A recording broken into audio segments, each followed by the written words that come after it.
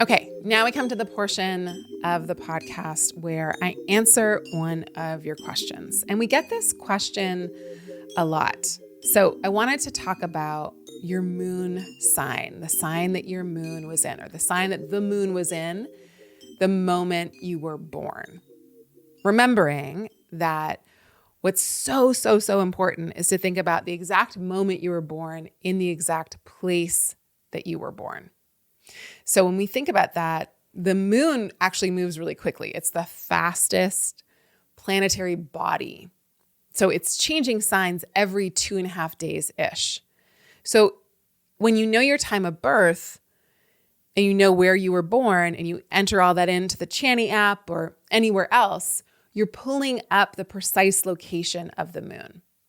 So you're looking at it in terms of what sign it was in, again, and it changes signs really quickly, but also what other planets it was speaking to.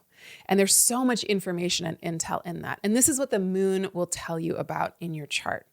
The moon is the planet that tells you about your physical life. The moon is our closest satellite. It is the planet that tells us about where we are in time and space. The moon breaks down the big light of the sun, which is your divine intelligence or the spark of divine intelligence that was placed in us. It's how we shine. It's like one of our, biggest things in our chart to understand. And the moon reflects the light of the sun. So the moon we can think of it as how we unpack day to day, moment to moment, week to week, year to year, that big, huge light of the sun. We can't do like our life's purpose all at once. We can't do it like, oh yes, I know it, and I'm just self-actualized and bam, there it is. We live in a physical reality. That's the moon. That's what the moon tells us about. We live in time. That's what the moon tells us about. We live in this context, if you will. And so the moon will tell you how to unpack the meaning of your life in a daily kind of way. It also tells you about your body. The moon also tells us about conception. If you're looking for like physical conception and fertility, the moon will tell you about that in your chart. And if you're thinking about conceiving anything, about giving life to anything, the moon is part of how we do that because the moon is moist and wet and tells us about how we actually create a situation where life could be conceived of and nurtured and put forth.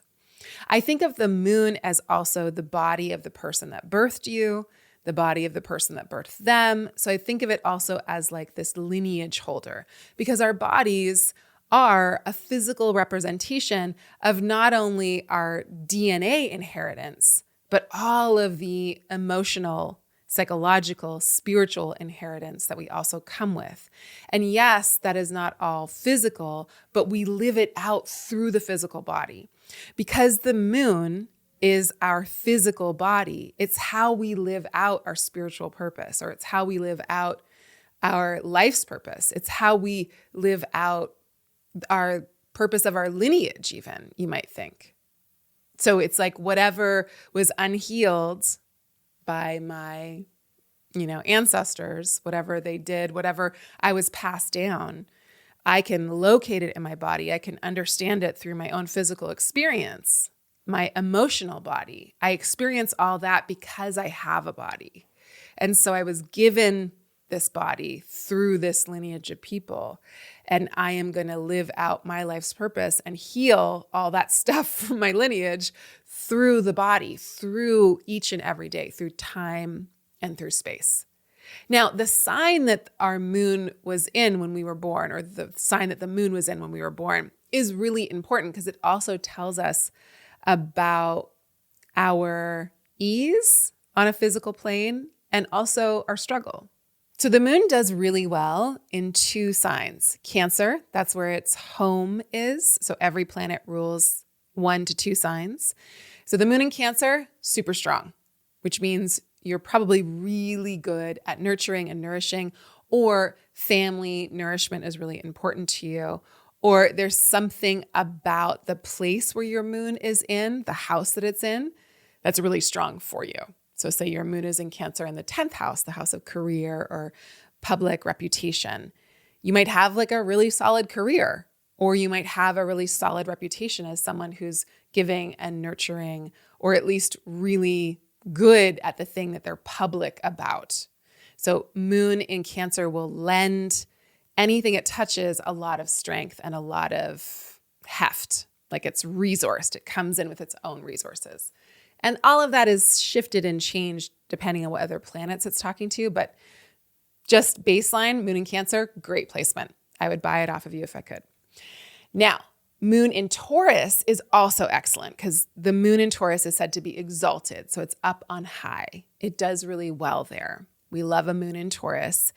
It's very opulent. It loves all the luxuries. And it also is really nourishing and nurturing. I talk about it in my book, You Were Born for This, but Frida Kahlo had moon in Taurus in her 10th house. Now, obviously, she had a really hard time in the physical realm, in her body.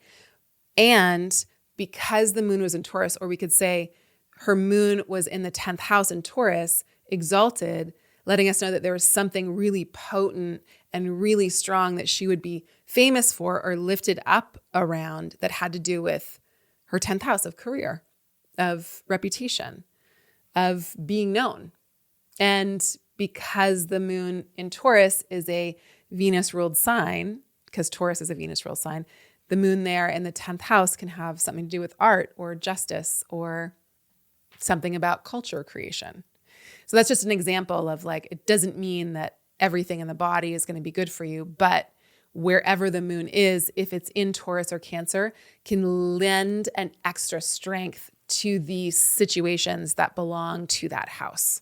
So say your moon was in Cancer in the 5th house, there might be something exceptional about your relationship with children or the children in your life or any work that you do that are about reproductive rights or conception or about art and about maybe even young people in art. Or you might just be really good at having amazing hobbies and other practices where you have a lot of fun because that's all stuff that is related to the 5th house. Okay, the moon in Capricorn is said to be in its exile or detriment. And then the moon in Scorpio is said to be in its fall. And these are two of the tougher places. Does that mean you have a hard life? No, it is just the mixed bag of astrology. But people with their moon in Capricorn might struggle to nourish themselves, might be the responsible one in the family, might have a harder time really receiving the nourishment and the nurturance and the nutrients that they need. There's something here about learning how to give yourself what you need, that you deserve to be taken care of, and that, yes, you're amazing at working really hard and being really responsible and having things figured out and having a list and all of those things, and you still deserve care. So the moon in Capricorn is in the opposite sign of Cancer, where it belongs. So it struggles. It's a little bit in exile. And it could mean that you are really good at working with people that are exiled, either like literally or figuratively in some way, shape, or form. It might mean that you resonate really deeply with people that are living in a way that astrologically we would say is in detriment or in exile. So it's oppositional, it's contrarian, which can create a lot of really interesting points of view and life experience. But because the moon is about living your life out in a day-to-day way, or tells us how you do that, we want to make sure that you're getting nourished and nurtured and that you get to sleep, you know? And then the moon in Scorpio is the opposite of Taurus, where it's like exalted and you could be famous for doing this thing. The moon in Scorpio is in a situation where it could have a really tough time. Now, Scorpio obviously is a sign that is about intense emotions and cathartic emotional experiences. And it is really resilient. Beyonce is somebody that comes to mind with a moon in Scorpio.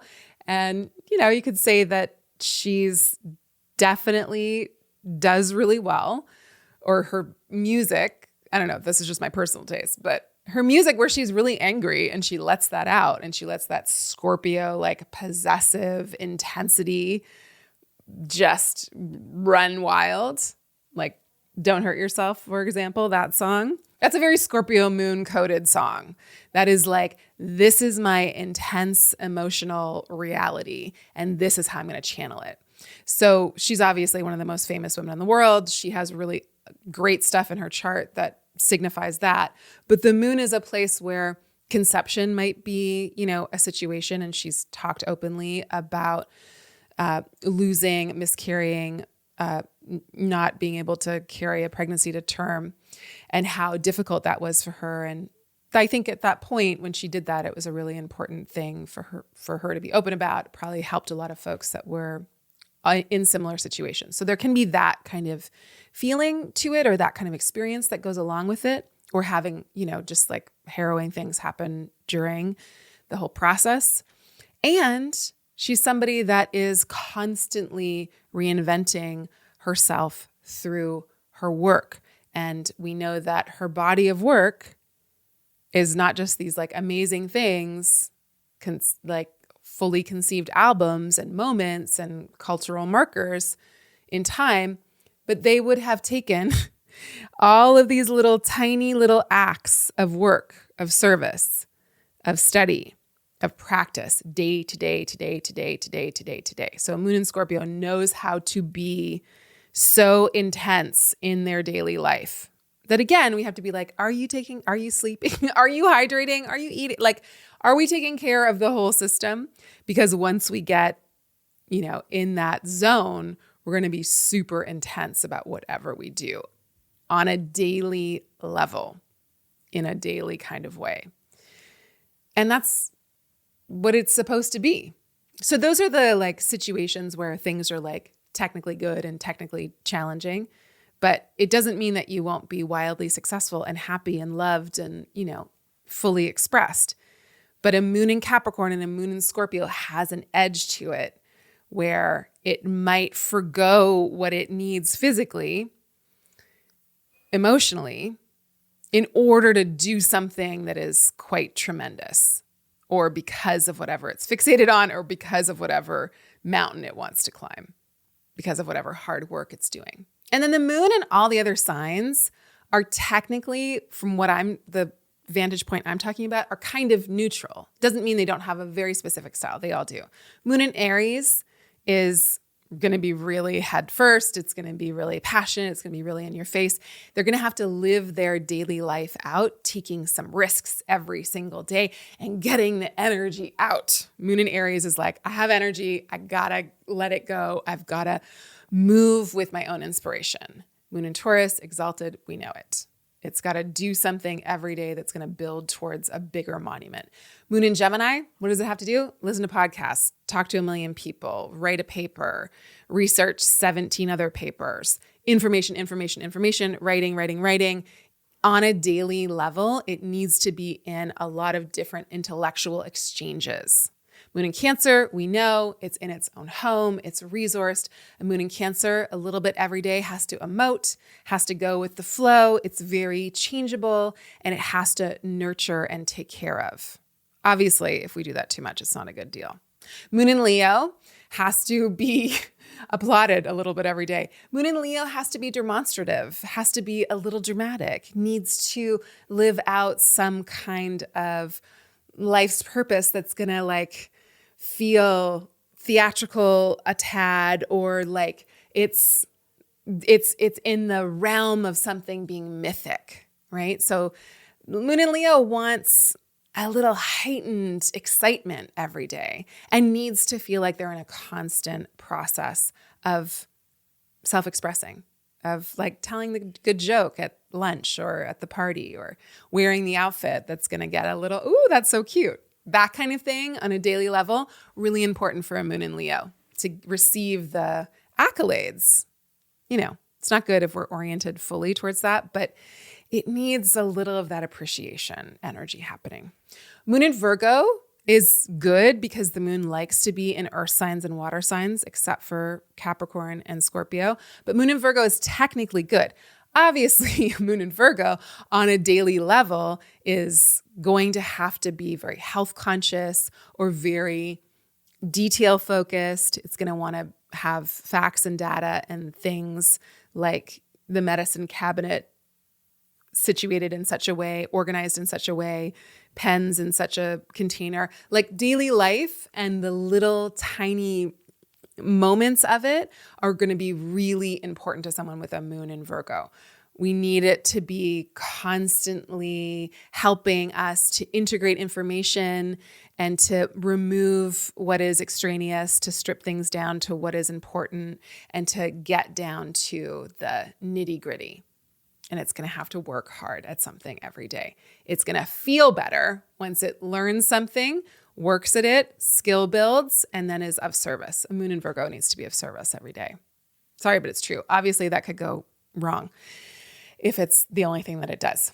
Moon in Libra needs beauty, needs to express itself, needs justice, needs to be so involved in making sure things are balanced, needs flowers, needs color, needs sound, needs dancing, needs gorgeousness.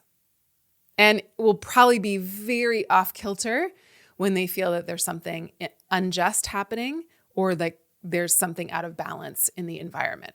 By color, by sound, by texture, by people, by matters of justice and equality. So there's a lot of emphasis on what could balance this, what could make it beautiful, and also how to be everybody's best friend.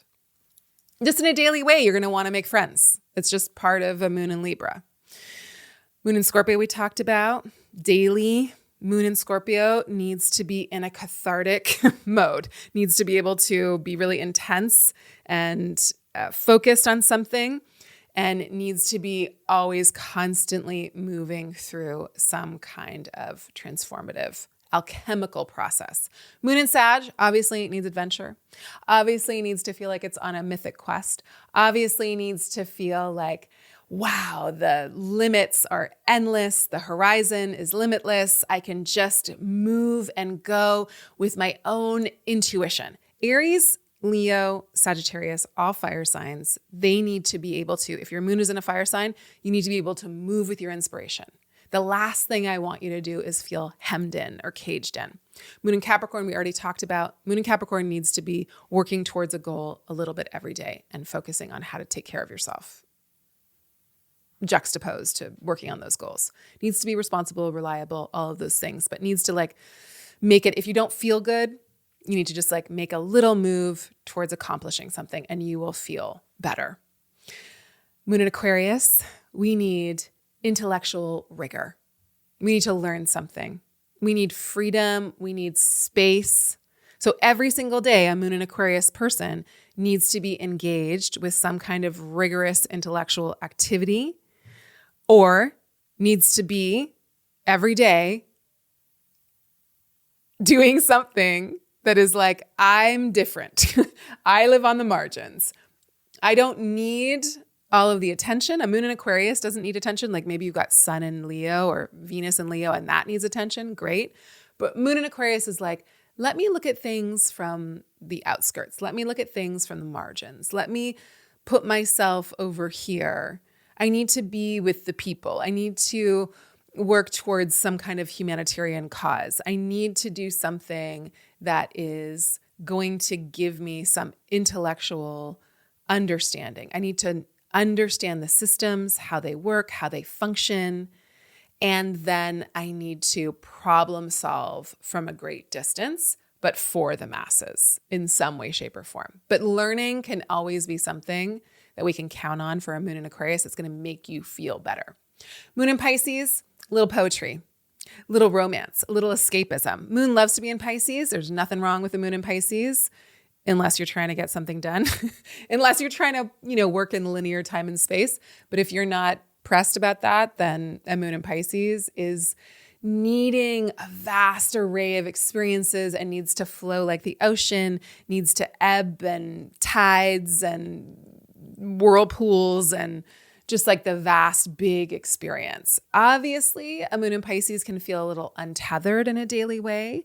So something that can really help moon in Pisces is to do something that will help you feel expansive and feel connected to something bigger than yourself, but remain grounded. You need a little poetry. You need a little beauty. You need a little wisdom in your daily life. You need to be able to connect to something bigger than yourself in your daily life. If everything's too little and too much about the minutia or too much about the responsibilities, you're going to try to escape. So we'll give you a very purposeful practice of connecting to something bigger than yourself. So you don't have to feel like you need to escape reality. All right. I hope that was helpful. Look at the Chani app, pull up your moon sign in the Chani app, look at what house it's in, and then look at what planets it's talking to, because that can color everything. Like a moon in Pisces conjunct Saturn is very different than a moon in Pisces conjunct Venus, like totally different vibe, even though it's in the same style. So the other thing we want to talk about is what planets your moon is talking to. Go to the Chani app, read about it, look it up, let me know what other questions you have. You can also take a course. I have a course that you can download called Your Moon if you want to learn more about it. All right, y'all, that's the episode. These are long. I know that when I start yapping about the questions that people write in about, I just go off on a tangent. Let me know if it's helpful. Let me know if you like it. I mean, you can always press pause. You can always skip ahead. You can always just listen to the reading and not listen to whatever else I'm saying. You can do whatever you want. This is free for you to do.